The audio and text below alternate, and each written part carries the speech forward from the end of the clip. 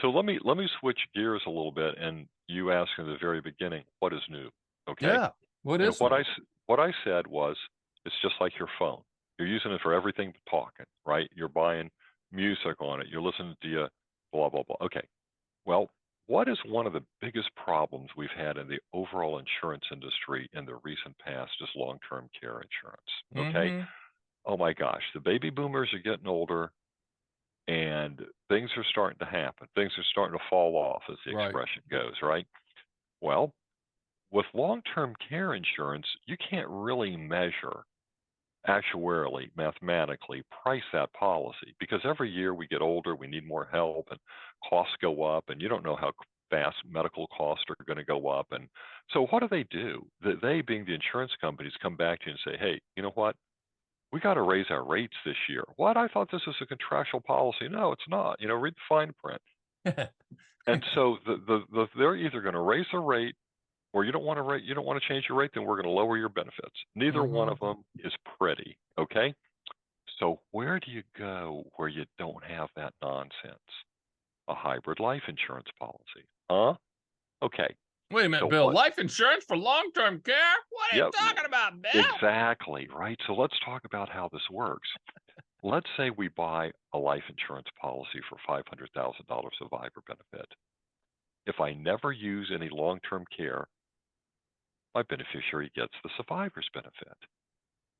With a Tax-free, standard tax-free, probate-free. Just let's throw that tax-free in and there. probate-free, right? Now, the other thing I left out with a long-term care policy, if I pay the premium and I never need long-term care, all that money's out the window. By hooking it to a life insurance policy, if I don't use long-term care, my beneficiary gets income and probate-free, income tax-free and probate-free, the proceeds of the life insurance policy. But wait a minute, you know what? I need long-term care. I can get as much as up to 2% of the value of that policy for 50 months. So $500,000 policy, 2% of that is $10,000 a month, tax-free for 50 months, which is over 4 years.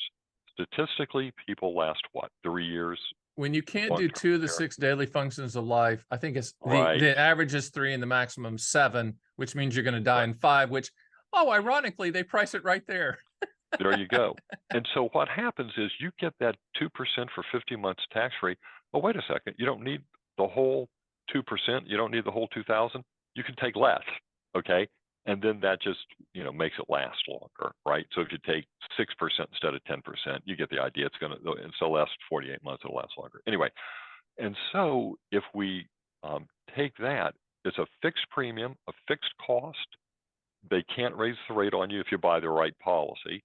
You get that long-term care benefit, and what we've taken in long-term care benefits reduces the survivor's benefit, right? Right. So if we take $10,000 a month for 10 months, we've taken out $100,000. And in this example, the survivor's benefit drops $100,000 to $400,000. It's still a lot better off. And you know how much more it costs? Not much. Not much. No, I So I think these policies are great because you can, in essence, kill 2 birds with 1 stone. exactly. Hey, Stan the Annuity Man here. Did you like that little taste of my podcast, Fun with Annuities? Hey, if you want to see the full version, click the link and watch the whole darn thing. Remember, Fun with Annuities. Live in the reality, not the dream.